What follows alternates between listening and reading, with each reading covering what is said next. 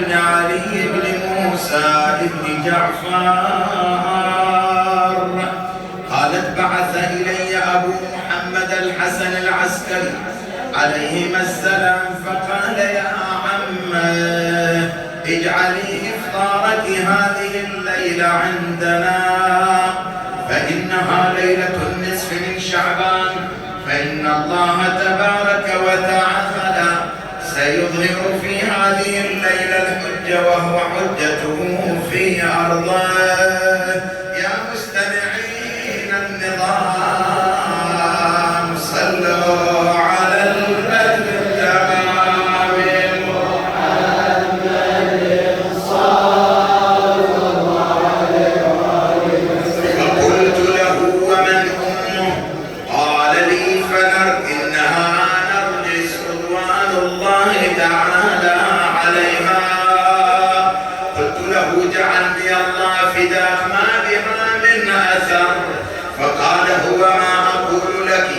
قالت فجئت فلما سلمت وجلست جاءت تنزع خفي وقالت لي يا سيدتي كيف أمسيت؟ فقلت بل أنت سيدتي وسيدة أهلي. قالت فأنكرت قولي وقالت ما هذا يا عمه؟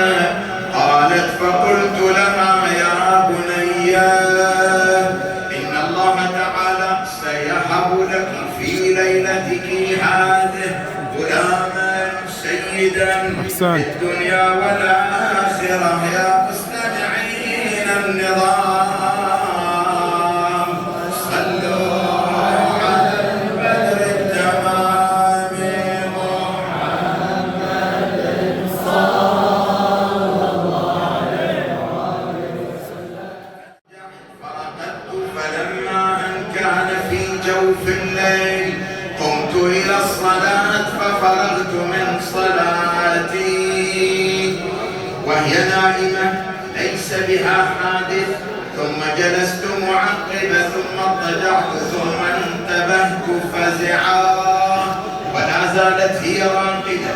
ثم قامت فصلت ونامت وقالت حكيمة وخرجت أتفقد الفجر فإذا أنا بالفجر الأول كذنب السرحان وهي نائمة فدخلني الشكوك. قلت متى يكون ذلك؟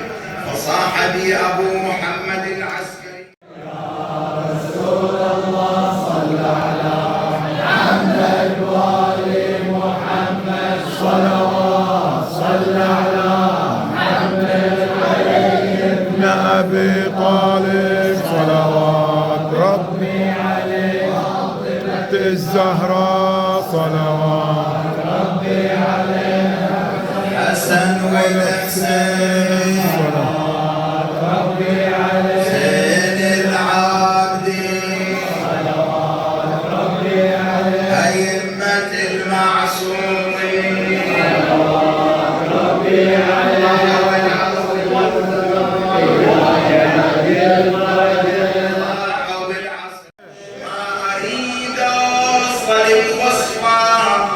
تكسر حبال اتصال دون بار الكون وصفا لا غال ولا غالي والكل وجودا صنع مصباح